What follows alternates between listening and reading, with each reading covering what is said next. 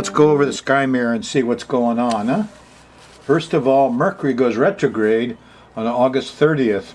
At the last day of the month, Mercury goes backwards. So, if you want to go someplace and finish a deal, or go someplace twice, or finish something up that you started before, you got 3 weeks after this date while Mercury's going backwards. Good time to finish old stuff. And when it goes forward, you're on new ground. And boy, stuff you do then really hangs out. Mars is conjuncting Saturn. Very interesting thing. And I'm not sure what to make of it while I'm doing this show. Because Saturn usually dries things out, makes them colder. And of course Mars is heat. Like there's forest fires all over the West Coast, and you're in heat, city here at the end of August. But what happens when Mars goes by Saturn? Well, my prediction is, see, Saturn stationed. Yeah, it's stationed here just, what was the last weekend for you, on August 13th. And when he stations, he gets really strong. That's why I draw him so large. So here comes little Mars. He's a couple degrees off. When you start in the middle of your next week, he goes right by Saturn. Now I would think some people would say, well, this is anger. This is dreadful, mean, aggressive, killing stuff, because Saturn's a grim reaper. The great malefic, huh? Mars is the lesser malefic. So here's Mars is the soldier and Saturn is the general. And the question is, what are they doing? Well, one thing, they're going after Neptune. Look out. Drugs, alcohol, priests, doctors, religion. And there's also over here, there's some problems going on because the sun hits this thing and squares it at the end of next week, and it makes this thing much more difficult. So, but I would say that Mars going by Saturn here is going to cool Mars off. He's going to get disciplined, and judged. And, if there's any young men out there that have done bad, selfish things, whether you're in the military, the police, if you're just a private gangster, whatever you've done, if you've been out there hurting people and animals and stuff, and you've done bad things, well, it's a good time to judge yourself before the judge gets you. Yeah, people generally judge themselves, It all comes around. So let's see what else we got here. Mars is going by Saturn. Mercury is conjuncting Jupiter. Happens Monday, kind of goes on all week. And in the same way, see, I've drawn Mercury just a little bit large here because Mercury is stationing at the end of the month, and that makes him very strong. So what happens when Mercury goes by Jupiter? Normally I'd say, well, Jupiter's going to pump up Mercury. But I think here we're going to see some wisdom. Mercury is words and letters and communications.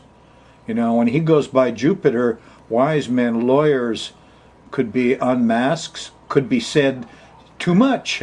Maybe they said too much. Maybe it was recorded. I don't know. I expect some wisdom's going to come out of this. And the messenger, Mercury, is going to go by and get the messages from the ACLU and the wise people in the law situation. And maybe now we'll understand why our law system stinks so bad, why it's such a horror to the citizens, huh? So when Mercury stops at the end of August, he's going to deliver a lot of messages and go backwards over Jupiter again. And we have a chance to question him. What do you mean the lawyers say the justice system stinks? Yeah, it does. Think about, what it's like. Well, not right now. We'll get into this Saturn thing a little bit later. But I'm still into playing. I'm back here on August 2nd doing this show, so I want to play with hurricanes a little more. I've been specializing in the Uranus stuff, and we still got a little action going on here.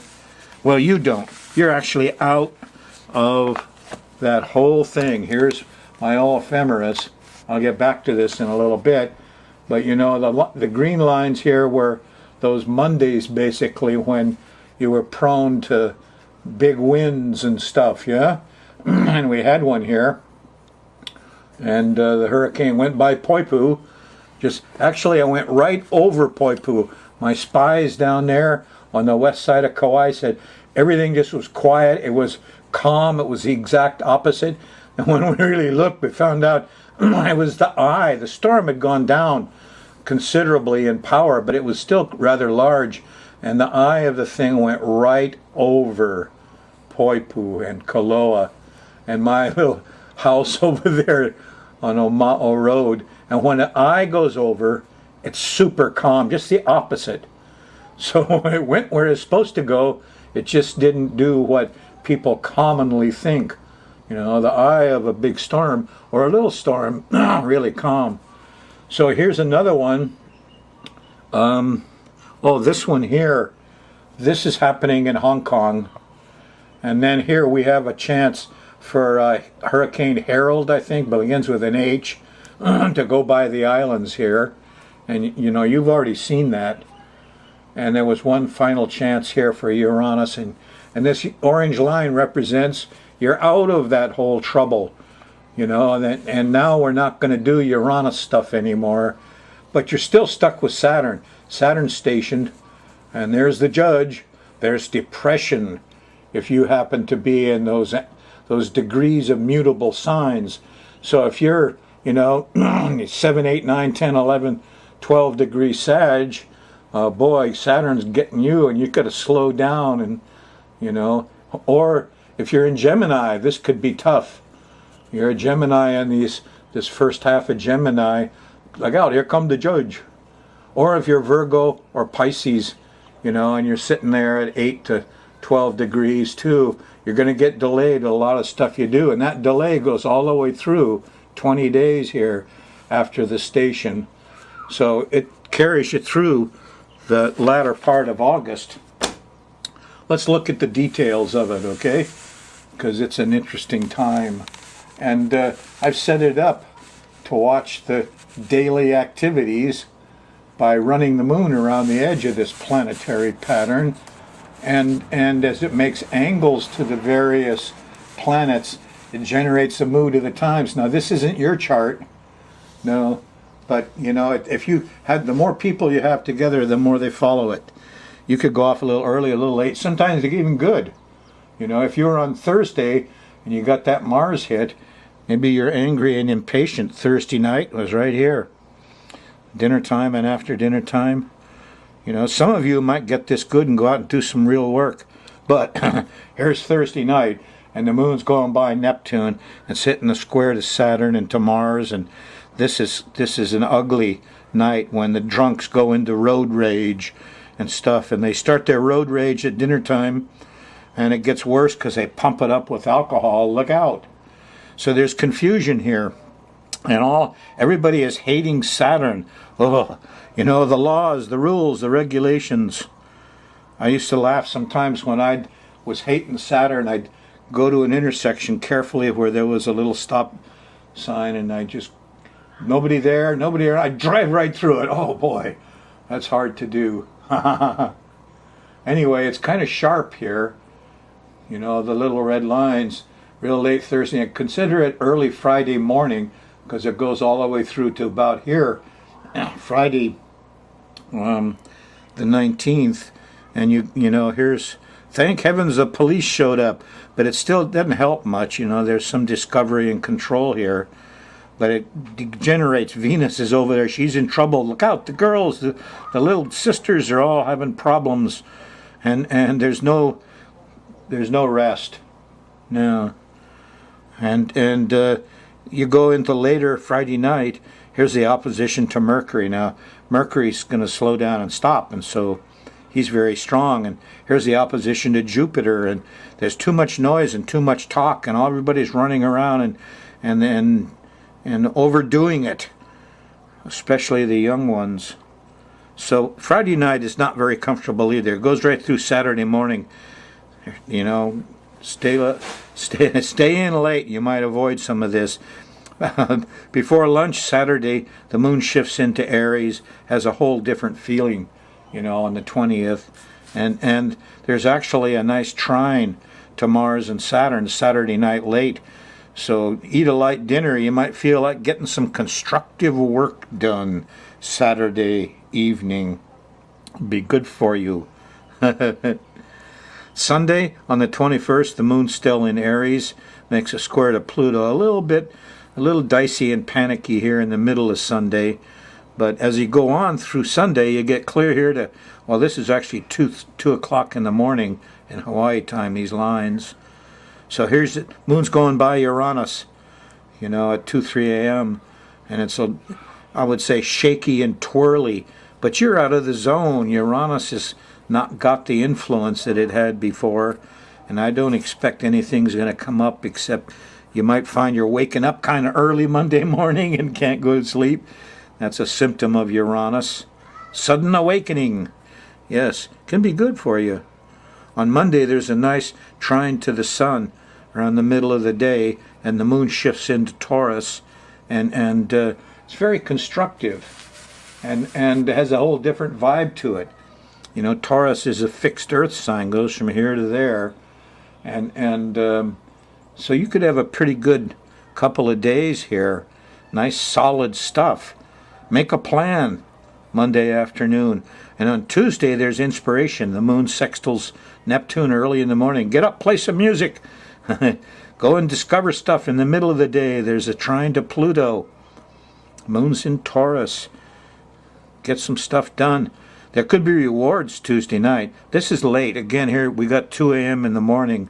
And here's trines to Venus, sweetness, sexiness, oh boy, and Mercury, good words, truth and honesty come out here. Good words and truth and honesty come out between breakfast and lunch on Wednesday. So this is a nice little period. Rewards Tuesday night, early Wednesday morning. Nice talk, good wisdom coming out. Listen to what they're saying. Listen to the kids. Wednesday afternoon, here about dinner time, the moon squares the sun. It starts to get a little rough. Hard to get things done. The moon is shifted into Gemini, and not so easy. There's a square, or opposition to Saturn here. The opposition to Saturn and the square to Neptune and the opposition to Mars is all happening here Thursday, first half of the day, August 25th. Not a good day to plan on doing too much. If you do, there's going to be problems with liquids, problems with rules, regulations, slowdowns. Everybody was late, and they forgot about the fire, and the flammable liquids were there, and so this is classic fire time, and it's hard to stop Mars. If he's got something going here, the general's with him and the priest-artist doctors are here and they can pump this up. So hopefully it's more like handling it. It all got squared and the fires got dimmed out, even though they ran out of firefighting chemicals, which was another story in my time. So Thursday's a difficult day. Friday morning, there is a sextile to Uranus. There's some technical stuff going on that might be helpful, a little individuality, but it's still not an easy day because here's the square to Venus and to Mercury, and we can't talk, and there's no rest, and Friday doesn't feel like a time to go out and have fun. Nope. The moon shifts into Cancer after dinner, feels a little better then. But Saturday, there's a nice sextile to the sun in the morning. You've got a plan. In the middle of the day, there's a nice trine to Neptune on 27th, and there's inspiration. And then there's a little panicky thing here after dinner when the moon opposes Pluto, which continues a little bit into Sunday. In the middle of the day, the moon squares Uranus. But, I'm trying to remember to keep quiet about this. This is not going to be a great disruption of wind and electricity and things like we had already. This time is done. And it shows here because no sooner do you go through the little glitch point in the middle of Sunday, Then here's sextiles to Venus and to Jupiter and to Mercury. Have fun, play with the kids. There's lovingness here and affection and relaxation and sweets. And do it Sunday night. That's the time.